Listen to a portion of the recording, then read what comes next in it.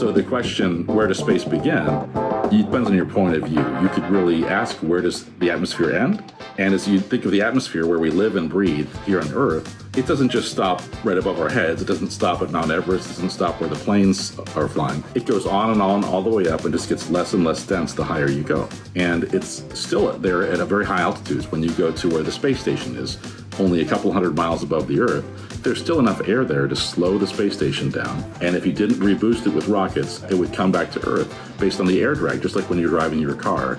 So that region up there, even though it's not like what we're used to here, you couldn't breathe there, there's still enough atmosphere there to make it interesting.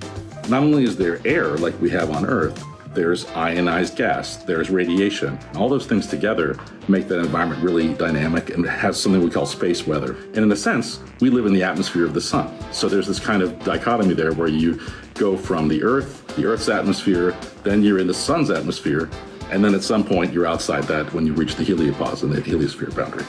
So if the question is, where does space begin? It depends on your point of view. If you want to know where does the atmosphere end, it's about 400 miles over your head. But just remember that that space above that is not empty. It's full of all kinds of interesting stuff.